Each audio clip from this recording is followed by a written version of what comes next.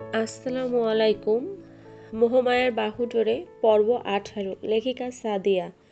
ক্যাম্পে গার্ডেন এর দিকটায় ইহাম চুপচাপ নীরবে দাঁড়িয়ে আছে। হাত দুটি খুব শক্তভাবে মুষ্টিবদ্ধ করে পেছনে ঠেকিয়ে রাখা হয়েছে। বুক ফুলিয়ে টান টান সিনা নিয়ে দম্ভের সাথে দাঁড়িয়ে আছে আনমনে। গোধূলির আভার চারদিকে নিজস্ব কিরণে মনোহর করে ফুটিয়ে তুলেছে বসুমতীকে। ব্যক্তিজীবনকে খুব একটা প্রাধান্য সে কোনো কালেই দেয়নি। চাকরির আগের সময়টাই লেখাপড়া আর ক্যারিয়ার নিয়ে কাটিয়েছে।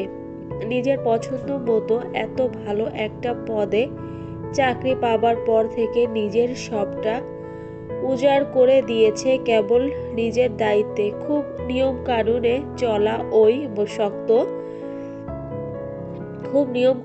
চলা ওই শক্ত মানুষটাও যেমন এখন কোনো কারণে হাঁপিয়ে যায়, যেন কোনো একটা কিন্তুতে এসেই সর্বস্বটা থমকে যায় তার।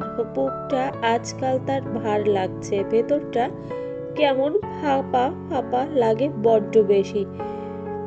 তার এই অবস্থার মূল কেন্দ্রবিন্দু যে কোথায় এসে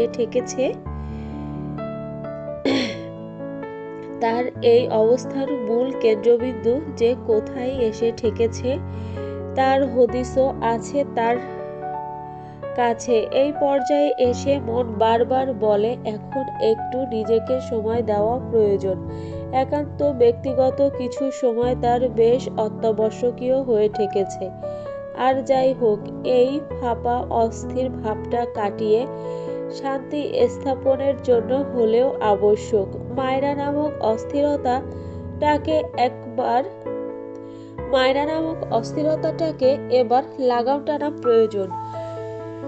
সম্পর্কটার স্রোতটা কোন দিক দিয়ে বেগতিক হারে বয়ে যাচ্ছে তা বেশ অনুধাবন করতে সক্ষম সে। শুধু ওই বোকা মাথামোটা মেয়েটাই নিজের ঘাড়তেরামি আর বাচ্চামিতে আটকে আছে। 4 মাস 10 দিনের কাছাকাছি চলে তাদের বিয়ের, তবুও কোনো কিছুই ঠিক নেই তাদের মাঝে। যত যাই হোক, এবার সরাসরি বসে হলেও একটা পর্যায়ে যাওয়া খুব প্রয়োজন। বিয়ে কি আর বউয়ের সাথে শুধু ঝগড়া আর তেড়ামি সহ্য করবে বলে করেছে নাকি? বউ এর বয়সের অপেক্ষা করতে করতে কি বুড়ো বয়সে আদর সোহাগ পাবে তারা? বউয়ের বয়সের অপেক্ষা করতে করতে কি বুড়ো বয়সে আদর সোহাগ পাবে তার? ভাবনার ছেদন ঘটে ইব্রাহিমের ডাকে। হঠাৎ নিরিবিলি পরিবেশটা ঝনঝন করে ওঠে। ক্যাপ্টেন কর্নেল শিহাবুদ্দিন স্যার আপনার অপেক্ষা করছে, জরুরি বিষয়ে ডেকে পাঠিয়েছেন উনি। কপাল কুঁচকেই তাকালো ইহাম, চকিতেই বিড়বিড় করলো জরুরি তলব? আবার দায়িত্ব চাপিয়ে দিবে নাকি স্যার? ওদিকে বউয়ের রোগে আমি আধমরা হয়ে যাচ্ছি, এবারও কি যাওয়া হবে না নাকি? এ জীবনে মনে হয় না আমার বাচ্চা বউয়ের সোহাগ পাওয়া হবে।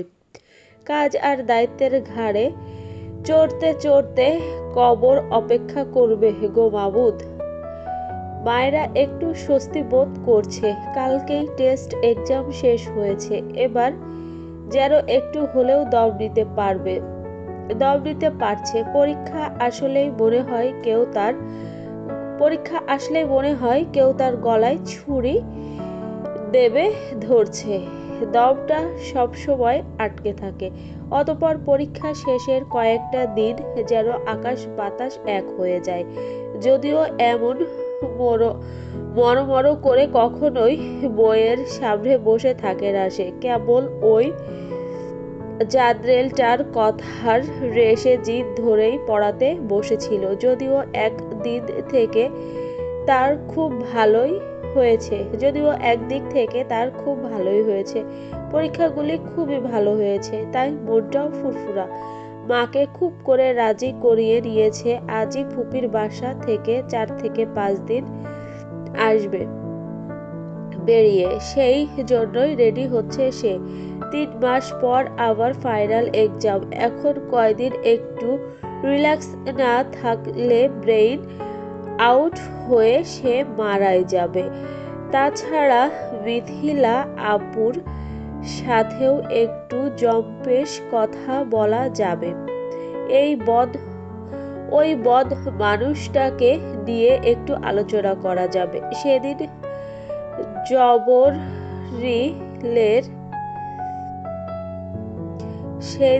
জবরিলের মতো যে ধমকিয়েছে, তারপর আর কথা তেমন হয়নি। পরীক্ষার দিন মেসেজ করেছিল, এক্সামটা মন দিয়ে দিও মায়েরা, বেস্ট অফ লাক।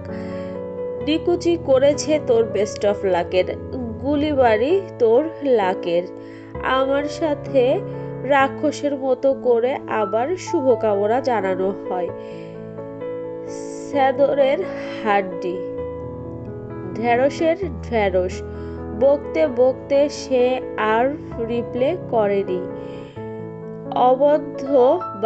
অনবদ্য বাতাসে বেসামালভাবে উড়ছে মায়রার উন্মুক্ত চুল। গাড়িও চলছে আপন গতিতে। গটগট করে কয়েকটা পিক তুলে ডেতে দিল।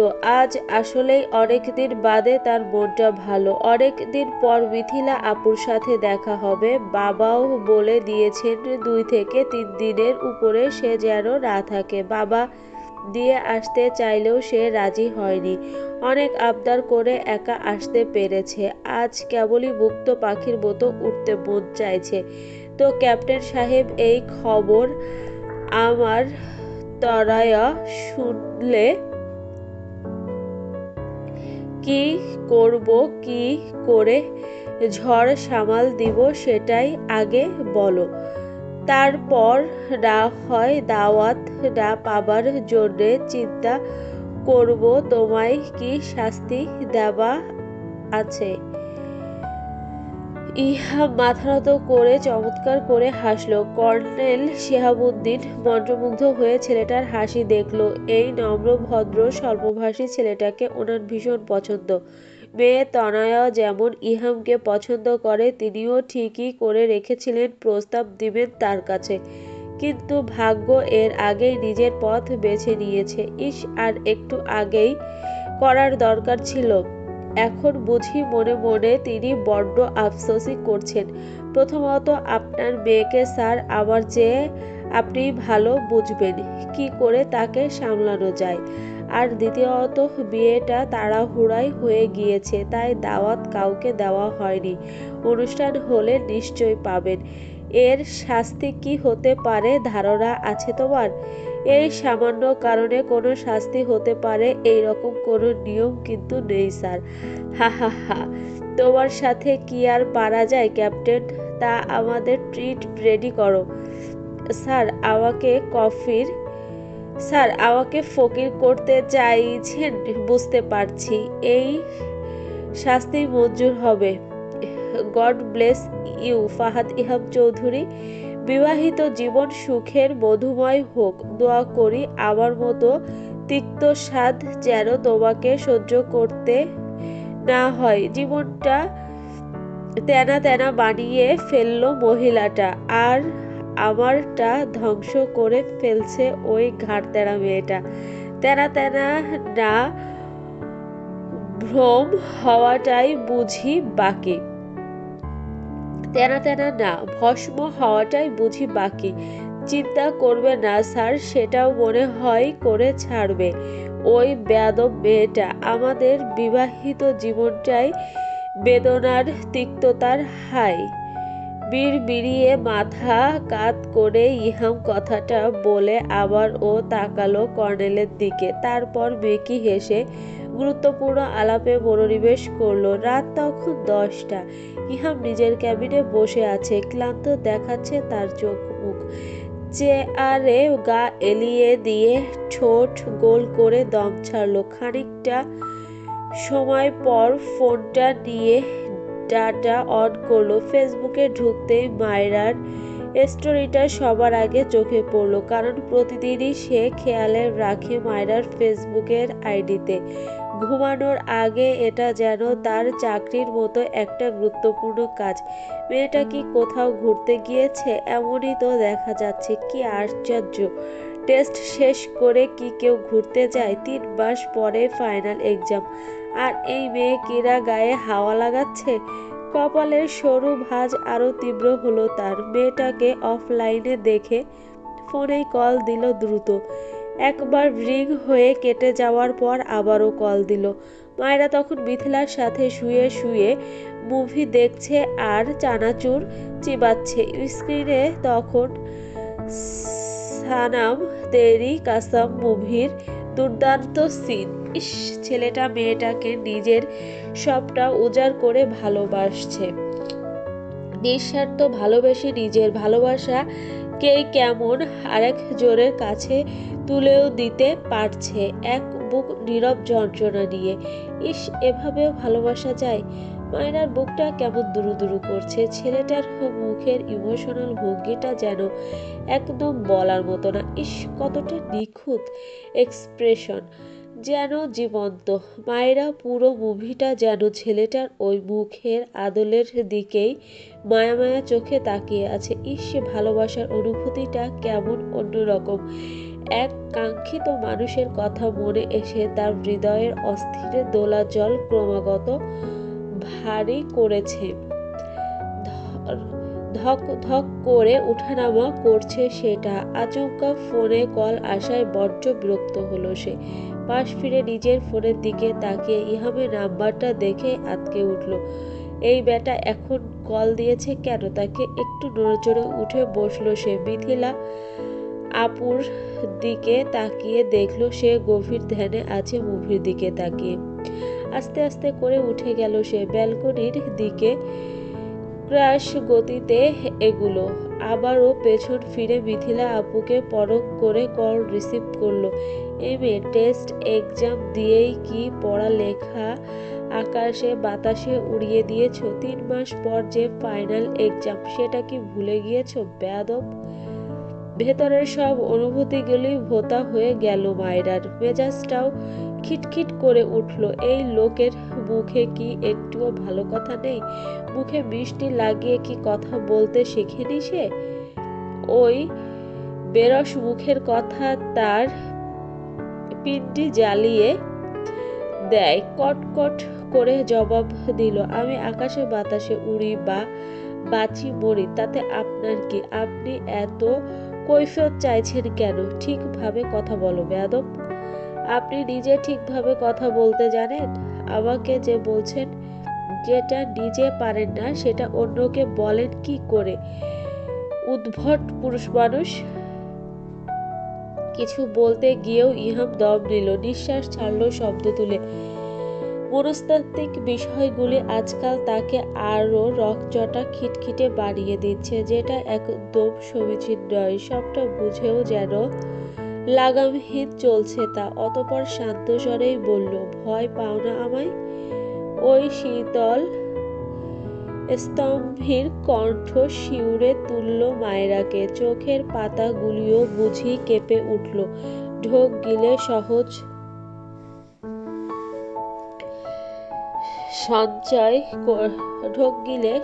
সঞ্চয় করেই কেবল উত্তর দিল, ভয় পেতে যাব কেন? বাঘ না ভাল্লুক? বাঘ বা ভাল্লুক তো নন যে খেয়ে ফেলবেন। প্রশ্ন যদি ওঠে তোমাকে খাওয়ার, তবে আমি বাঘ বা ভাল্লুকের চেয়েও ভয়ঙ্কর আর হিংস্র। তখন সামলে নিতে পারবে তো মাথামোটা? পুরো তাজ্জব বনে গিয়েছে মায়েরা। থমকে গিয়েছে তার বাকশক্তি। কানের পাশ দিয়ে যেন বোতলার ভো ভো শব্দ আসছে। চারপাশ সব স্থির, নিস্তেজ, নিষ্প্রাণ। শুধু বুকের গহীন থেকে দিক দিক শব্দ আসছে কেবল। কি বলল এই লোকটা? এসব কোন ধরনের বেহায়াগিরি কথা? নির্লজ্জ ছি মার্কা কথা বলতে লোকটার কি বাধল না একটুও? কান দিয়ে যেন তার ধোঁয়া বের হচ্ছে। চোখগুলিও রসগোল্লা হয়ে গিয়েছে। ওপাশ থেকে হিম শীতল গলা আসলো, ওই গবেট, কথা বলা বন্ধ হয়ে গিয়েছে নাকি? মায়েরা কোনো জবাব দিতে পারল না। গলা দিয়ে তার রা বের হচ্ছে না। ভেতরে এত বিক্ষোভ শুরু হয়েছে কেন? ওই সব কথাই লোকটা বেহায়াপূর্ণ কিভাবে হয়? এত বেহায়া মার্কা কথা বলছেন কোন অসভ্যবান পুরুষ? এত বেহায়া মার্কা কথা বলছেন কোন অসভ্য পুরুষ? অসভ্যতা কাকে বলে তুমি জানো মায়েরা? মানুষটার অমন শান্ত শীতল অপ্রত্যাশিত কথা কেমন অস্থির করে তুলছে তাকে। পরপর চোখের পাতা ঝাপটালো, আবার নাম্বার চেক দিয়ে নিল সে। এটা ওই কঠিন পাষাণ মানুষটাই তো এভাবে কথা বলছে কেন? তবে কি বলছেন আপনি? I exact you what is আর অসভ্যতা? মায়েরা অনুভব করছে তার গলা শুকিয়ে আসছে, ভেতরটা আরো বেশি অস্থির লাগছে। গলা দিয়ে কথা আটকে আসলো। পৃথিবীর কোনো শুদ্ধ পুরুষই বউয়ের কাছে সভ্য হতে পারে না। এটা আদিম যুগ থেকে পৃথিবীর অন্ত পর্যন্তই হয়ে আসবে। মাই ডিয়ার মাথামোটা ওয়াইফ। আপনি? হ্যাঁ আমি মায়েরা। এতদিন বিশুদ্ধ সভ্য পুরুষ ছিলাম, তবে আর পারছি না, বুঝলে? এবার আমার খুব অসভ্য হতে মন চাইছে। এই পৃথিবীতে প্রতিটি পুরুষ একমাত্র তার বউয়ের কাছে অসভ্য আর নির্লজ্জ হয়। তাই ভাবছি এবার সভ্যতাকে বিসর্জন দিতে হবে তোমার কাছে। মনটা আমার হাকুবাকু করছে একটু অসভ্যতা করতে। তুমি তৈরি তো আমার বেয়াদব বউ? মানুষের পরিবর্তন এত ভয়ঙ্কর হয়? এখন তো মনে হচ্ছে আগের রুক্ষ শুষ্ক পুরুষটাই ভালো ছিল। এই স্বভাব ছাড়া বেহায়া মানুষটাকে ঠিক হজম করতে পারছে না সে। শুকনো ঢোক গিলল মায়েরা। কি বলবে তাই খোঁজার চেষ্টা করলো। এই বেহায়া মার্কা কথা কি করে বলছেন আপনি? লজ্জা লাগছে না আপনার? ওমা, লজ্জা নারীর ভূষণ। ওটা ছেলেদের আশেপাশেও থাকে না।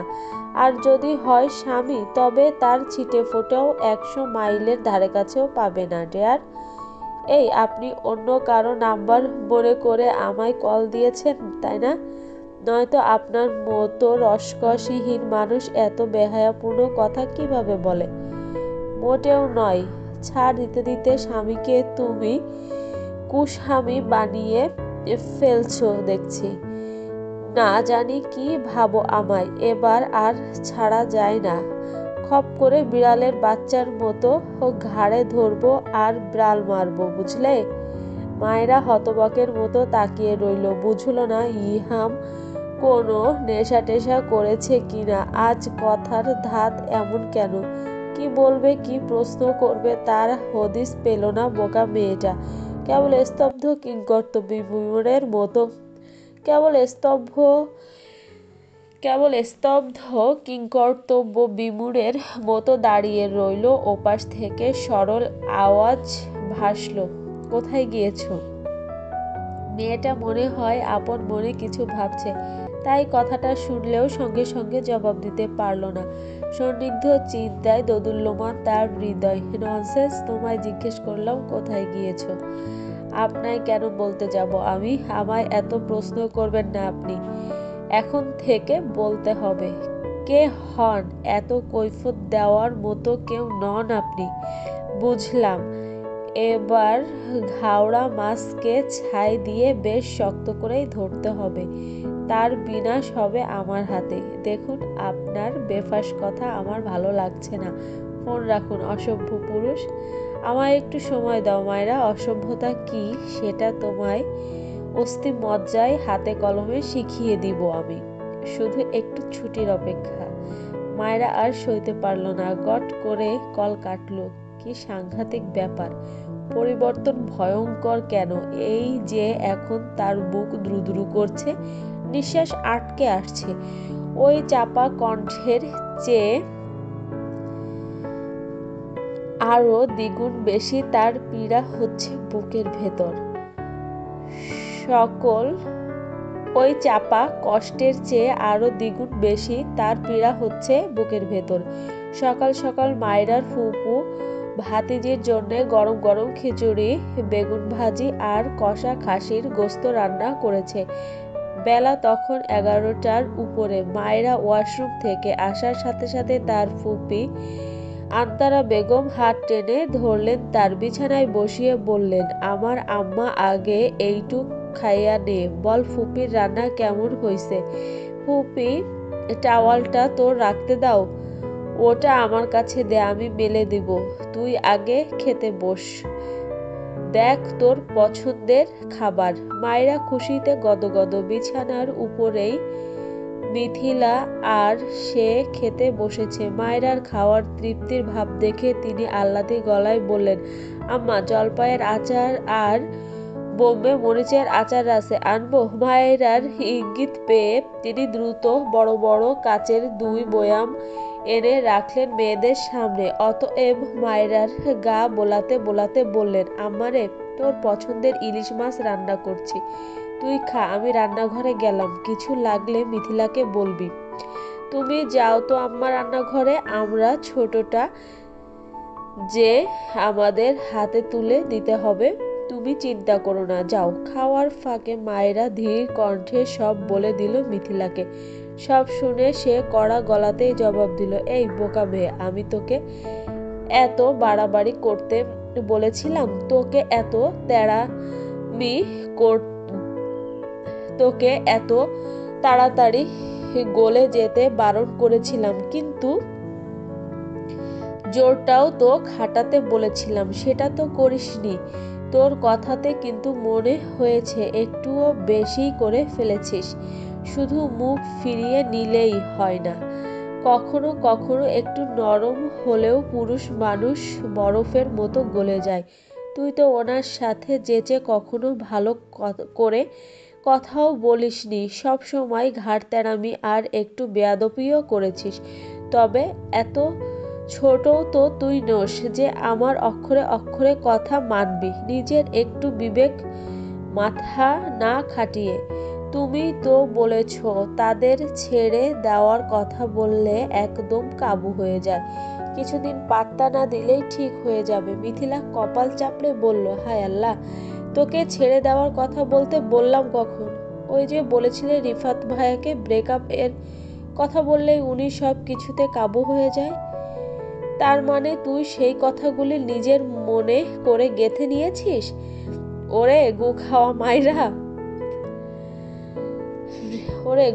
মাইরা, রিফাত আর ইহাম কি এক? ও আমার বয়ফ্রেন্ড আর ইহাম ভাই তোর হাজবেন্ড। রিফাতকে চাইলে আমি ছেড়ে দিতে পারবো, কিন্তু তুই পারবি? সব এত সহজ? আমি তোকে এভাবে বলেছি, বা ছাড়বার কথাই কি বলেছিলাম? আমি তোকে বলেছিলাম কিছুদিন একটু কথা না শুনতে, পাত্তা না দিতে, তাই বলে এতদিন আর এত কিছু? মায়েরা কেঁদে ফেলল, নাক টেনে বলল, তো আমি কি এত কিছু জানি? এর আগে আমি কোন রিলেশনে গিয়েছি?